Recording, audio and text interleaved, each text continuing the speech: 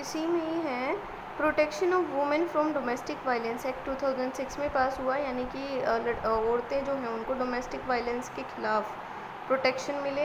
ये एक्ट भी है। 1990s में बहुत सारे फोरम्स रेज हुए थे जिसमें कि वुमेन से कोई अगर बदतमीज़ी करता है, उनको परेशान करता है, सो उससे रिलेटेड बहुत सारे जो रूल्स हैं वो इम्प्लीमेंट हुए थे। ठीक है, सो इसी में जो लॉयर्स इन 1999 में जितने भी लॉयर्स हैं उन्होंने कलेक्टिवली कॉन्स्टिट्यूशन में बहुत सारे चेंजेस कराए थे। ठीक है, उसमें था क्या कि डोमेस्टिक वायलेंस के खिलाफ उन्होंने आवाज़ उठाई थी। इस बिल फिर एक बिल बना था, बिल जो है वो इंट्रोड्यूस हुआ था 2002 में पार्लियामेंट में, और उसके अंदर कुछ चीज़ें सेटिस्फाई नहीं हो पाई थी कि विक्टिम्स जो हैं डोमेस्टिक वायलेंस की।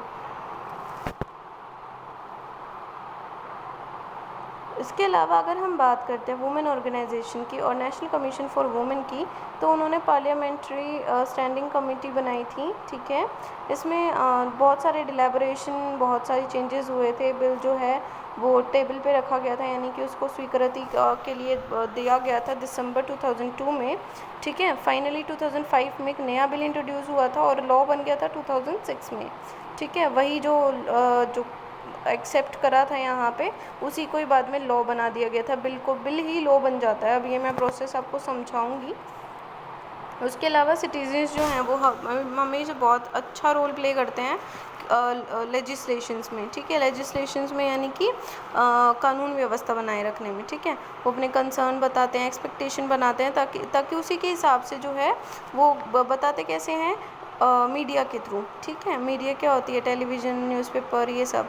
ठीक है, अब इसमें हम बात करेंगे सबसे पहले a member introduce ordinary bill. कोई भी मेंबर है वो पार्लियामेंट में जो है किसी भी हाउस से है वो, तो अपना जो है ऑर्डिनरी बिल प्रेजेंट करेगा।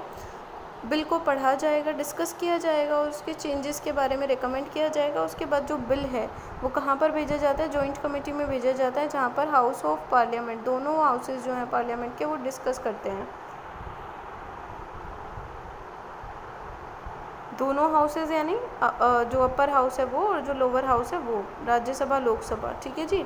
उसके अलावा बिल जो है उसको रीड्राफ्ट किया जाता है। ठीक है, अलग से कंसीडर किया जाता है। उसके बाद सजेशंस वगैरह या चेंजेस जो हैं वो पूछे जाते हैं उसमें। अगर 50% मेंबर जो हैं वो वेट देते हैं बिल के फेवर में, ठीक है, तो उसको अप्रूवल मिल जाता है, नहीं तो ये सेम प्रोसेस जो है वो आगे तक जाती है। उसके अलावा कुछ चेंजेस जो हैं जो एक्सेप्टेबल हैं हाउस में, उससे जो बिल है वो ओरिजिनेट किया जाता है। जॉइंट सेशन में प्रेसिडेंट जो है वो सम्मन करता है और इस जो सेशन है, ठीक है, वहाँ पर डिसीज़न लिया जाता है। उसके अलावा अगर हम बात करें बिल की, तो वो बिल जो है वो प्रेसिडेंट के पास उसकी स्वीकृति के लिए जाता है। प्रेसिडेंट जो है सजेस्ट करता है कुछ चेंजेस, पार्लियामेंट्री जो है वो एक्सेप्ट करती है। बिल जो है वो फिर कहाँ तक जाता है, दोबारा से प्रेसिडेंट के पास जाता है। प्रेसिडेंट साइन करता है बिल पे, बिल लॉ बन जाता है। बस ये छोटी सी स्टोरी थी।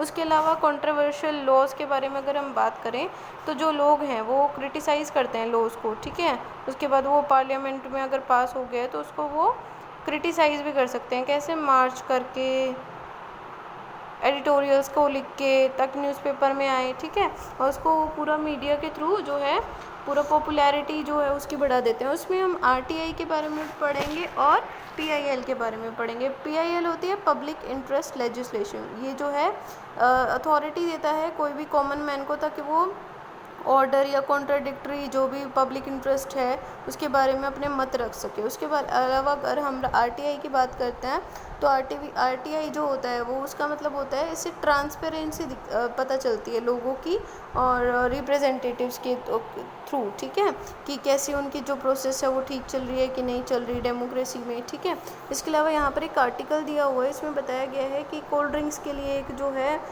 2003 में एक ऑर्गेनाइजेशन ने इशू उठाया था कि सॉफ्ट ड्रिंक में पेस्टिसाइड्स होते हैं। ठीक है, तो सो ये जस्ट आपको रीड आउट करना है।